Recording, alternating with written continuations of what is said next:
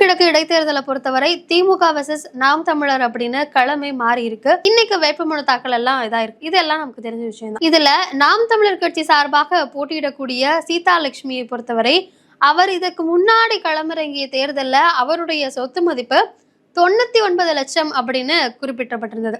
இந்த நிலையில இன்னைக்கு அவங்க வேட்புமனுவை தாக்கல் செய்திருக்கிறாங்க.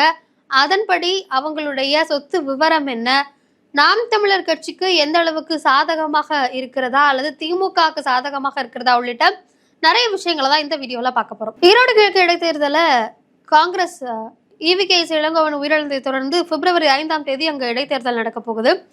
அதிமுக, பாஜக உள்ளிட்ட பிரதான எதிர்கட்சிகள் எல்லாருமே இந்த போட்டியிலிருந்து விலகி கொள்ள திமுகவும் நாம் தமிழர் கட்சியும் களமிறங்கி இருக்கிறாங்க. திமுகவிலிருந்து சந்திரகுமார், நாம் தமிழர் கட்சி சார்பாக சீதாலட்சுமி, இவங்களை பத்தி நம்ம ஏற்கனவே ஒரு வீடியோல பார்த்திருந்தோம். இவங்களுக்கு 49 வயது, கிட்டத்தட்ட 13 ஆண்டுகளாக ஆசிரியராக பணியாற்றியவர்.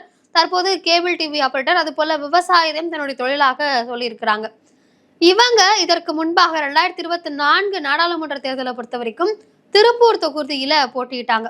அப்போ அஃபிடவிட் சப்மிட் பண்ணிருப்பாங்க இல்லையா, அதன்படி அவங்களுடைய சொத்து மதிப்பு 99 லட்சமாக இருந்தது குறிப்பிடத்தக்கது. அது மட்டும் இல்லாம அவங்க மேல 2 கேஸ் நிலுவையில் இருப்பதும் குறிப்பிடத்தக்கது. திருப்பூர்ல போட்டியிட்ட அவங்க 95,000க்கும் மேற்பட்ட வாக்குகளை பெற்று அந்த ரேஸ்ல 4வது இடத்தை பிடிச்சிருந்தாங்க. இந்த நிலையில தான் இப்ப நடக்க போற இடைத்தேர்தல்ல அவங்களுடைய சொந்த ஊரான ஈரோட்லயே போட்டி போட போறாங்க. ஸோ இப்போ அவங்க சப்மிட் பண்ண அஃபிடவிட் படி பார்க்கும்போது அவங்களுடைய சொத்து மதிப்பு, குறிப்பா அசையும் சொத்துக்களினுடைய விவரத்தை பார்க்கும் பொழுது 31,52,170 ரூபாய் அவங்களுடைய சொத்து மதிப்பாக இருக்கு. இது அவங்களுடைய வெறும் அசையும் சொத்தினுடைய மதிப்பு மட்டுமே. இதை தாண்டி இவங்களுக்கு கடன் ஒரு 2 லட்சம் இருக்கிறதாக குறிப்பிட்டிருக்கிறாங்க. அதே போல பேங்க் அக்கௌண்ட் ஒரு 4-5 அக்கௌண்ட்ல வைப்பு தொகையா அமௌண்ட்டும் வைத்திருக்கிறாங்க. 1000 ரூபாயிலிருந்து 50,000 ரூபாய் வரைக்கும் ஒவ்வொரு அக்கௌண்ட்லயும் சில குறிப்பிட்ட அமௌண்ட்ஸ் அவங்க வச்சிருக்காங்க. அதை தாண்டி அசையா சொத்தினுடைய மதிப்பு அப்படின்னு பார்க்கும்போது பூர்வீக சொத்து, இவங்களுக்கான சொத்து எதுவும் இல்ல, பூர்வீக சொத்து அப்படின்றதன் அடிப்படையில 7,50,000 ரூபாய் மதிப்புள்ள பூர்வீக சொத்து இருக்கிறதா சொல்லியிருக்கிறாங்க. அதே போல தங்க நகை, அதை பார்க்கும் பொழுது 6,50,000 லட்சம் மதிப்புள்ள 100 கிராம் தங்க நகை இவங்களுடைய வங்கி கணக்குலையும் இவங்களுடைய வீட்லயும் இருக்கிறதா சொல்லியிருக்கிறாங்க. அதே போல இவங்களுடைய கணவர் பெயரிலும் தங்க நகை மற்றும் அசையும் அசையா சொத்துக்களினுடைய விவரங்களும் அந்த அஃபிடவிட்ல கொடுக்கப்பட்டிருக்கு. அந்த அடிப்படையில இவங்களுடைய கணவரினுடைய பேர்ல அசையா சொத்து அப்படின்னு பார்க்கும் பொழுது 27,40,000 அப்படின்றது இருக்கு. அசையா சொத்தை பொறுத்த வரைக்கும் 10,92,200 மதிப்பிலான அசையா சொத்து இவருடைய கணவர் பேர்லயும் இருக்கு. அதே போல 3,15,000 மதிப்புள்ள 50 கிராம் கோல்டு இவங்களுடைய கணவர் பேர்ல இருக்கு. அதே போல இவங்களுக்கு ஒரு மகளும் இருக்காங்க.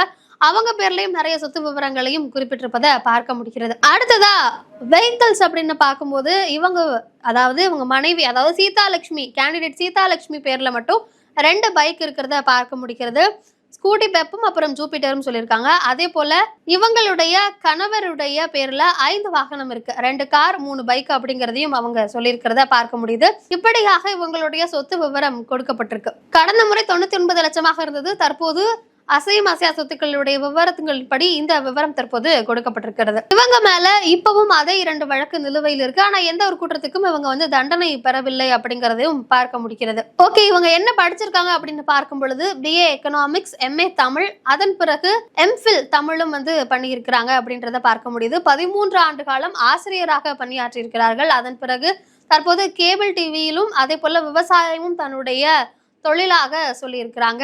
இந்த ஈரோடு கிழக்கு இடைத்தேர்தலை பொறுத்தவரை நாம் தமிழர் கட்சிக்கு அதிக வாக்கு சதவீதம் கூடுவதற்கான வாய்ப்புகள் இருப்பதாக சொல்லப்படுகிறது. ஏன்னா திமுக வேண்டாம் அப்படின்னு நினைக்கக்கூடியவர்கள், திமுகவுக்கு எதிரான வாக்குகள் வேற ஆப்ஷனே இல்லாம நாம் தமிழர் கட்சிக்கு தான் போகும். அதை தாண்டி நாம் தமிழர் கட்சிக்கு அந்த பகுதியில் இருக்கக்கூடிய வாக்கு சதவீதம் அப்படிங்கிறதும் கடந்த முறை, அதாவது 2024 தேர்தலில் 2% அதிகரித்திருந்தது.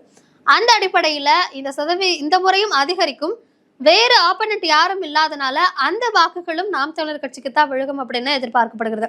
ஆனா இதுல ஒரு சிக்கல் என்ன அப்படின்னா, சமீப காலமாகவே சீமானை பொறுத்தவரை பெரியாரை பற்றி அவதூறாக சில கருத்துக்களை பேசியிருந்தார். பெரியார் பிறந்த ஈரோடு பெரியார் மண்ணுல நாம் தமிழர் கட்சிக்கு அதனால ஒரு சின்ன சறுக்கல் இருக்கலாம் அப்படின்லாம் சொல்லப்படுது. அதை தாண்டி தற்போதிலிருந்தே களத்தில் 2 கட்சிகளும் வேகமாக தங்களுடைய வேலைகளை செய்ய ஆரம்பித்திருக்கிறார்கள். தொடர்ந்து அடுத்தடுத்த அப்டேட்கள் ஈரோடு கிழக்கு இடைத்தேர்தலை பற்றி தொடர்ந்து வந்துகிட்டே இருக்கு.